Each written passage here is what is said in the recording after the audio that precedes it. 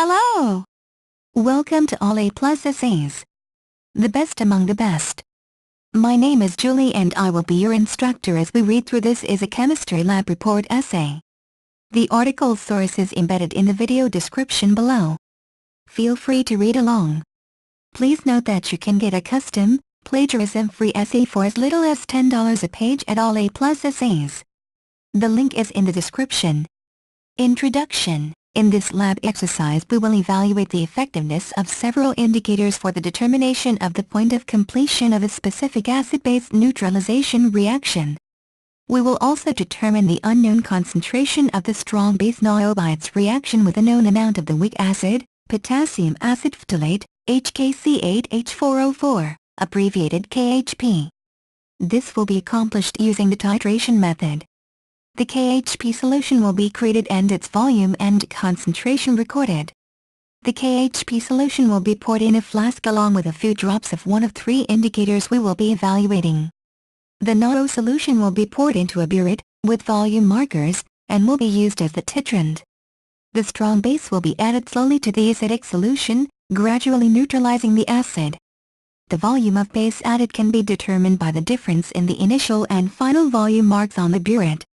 At a certain volume of added NaO, all the KHP acid will be neutralized due to the large equilibrium dissociation constant, Kb, of the base. This point of titration is referred to as the equivalence point. Considering the 1,1 stoichiometry of this acid-base reaction, NaO, Ac, plus C6H4, COOH, Cook, Ac, C6H4, Kuna, Cook, Ac, plus H2O, L. The point of equivalence is the point of titration when the number of moles of NaO, Na, added is equal to the number of moles of KHP, Nb, in the solution. The number of moles of KHP in the solution can be calculated very simply by dividing the known mass of the sample in the solution by its molecular mass.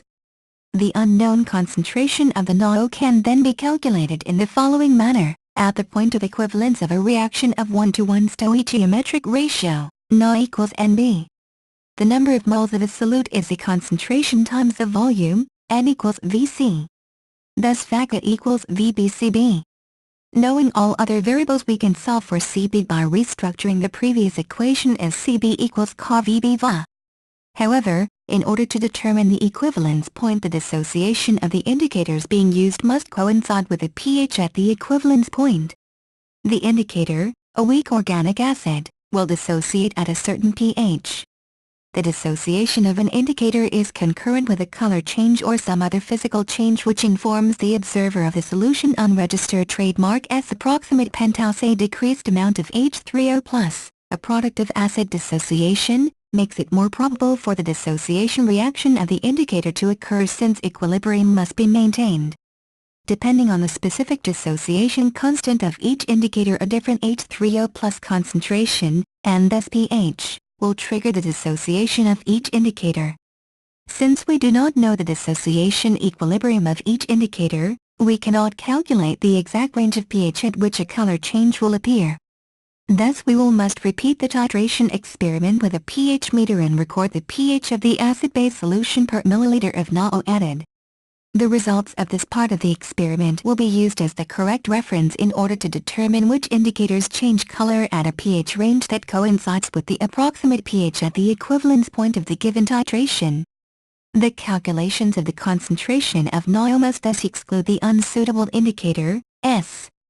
Method and explanations. Acid-base titration with different indicators. We first created a solution of NaO by adding 10 ml of 6-MnAO to 500 ml of distilled water. This solution was poured into a plastic bottle with a lid and was shook vigorously for a few minutes. It is essential that the solution be homogeneous for the titration experiment to be successful, for in order to investigate and calculate the NaO concentration it must be constant throughout the solution. We then rinsed and dried 4 clean beakers and labeled them from 1 to 4.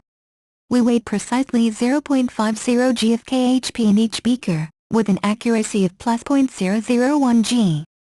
The mass of KHP added to each beaker was recorded. 50 ml of distilled water was then added to each beaker. The solution was then swirled carefully in order to dissolve the solute. Since our beakers were large, we were able to stir the solution contents with the magnetic stirrer without the fear of spilling any solution. His method was more effective and less time-consuming than swirling the beaker. This solution was then poured into a 250 ml Erlenmeyer unregistered trademark S flask, and a magnetic stir bar and several drops of phenolphthalein indicator were added. The flask was then placed on the magnetic stirrer with a white paper under the flask to allow for more contrast and facilitate the detection of a color change. Once the experimental setup was complete, a 50 ml beer was rinsed twice with 10 ml of the NaO solution from the plastic bottle. The beer was then filled with the NaO solution and the initial NaO volume mark was recorded. With the magnetic stirrer still on, we then placed the beer directly above the opening of the flask and slowly add NaO to the acidic solution in the flask by slightly turning the stopcock.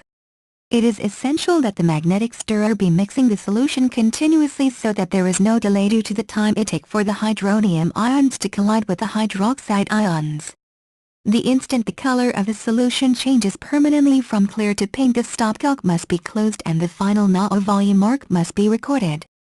The resultant solution was then poured into the designated waste beaker, eventually to be discarded in the waste container. The color of the solution should fluctuate for a few seconds from clear to pink and back again, but this is simply because the equilibrium of the solution was temporarily thrown out of balance with the presence of more hydroxide ions, OH. The additional hydroxide ions neutralize the hydronium ions, H3O+, in the solution. This causes a temporary lack of hydronium and thus shifts the dissociation equilibrium of the indicator. The indicator dissociates temporarily, revealing an instance of pink coloration. However, as there was still some KHP present, the acid, having a stronger dissociation constant, dissociates and H3O+ is produced. The indicator unregistered trademark S dissociation reaction is then forced backward and the solution once again appears clear. This experiment was then repeated using two other indicators, bromothymol blue and methyl orange. For the latter experiment, twice the amount of indicator drops was added. This makes it easier to detect the instant the color change occurs, since the methyl orange indicator continually and gradually changes its color. It is thus difficult to determine exactly when the first permanent color change occurs.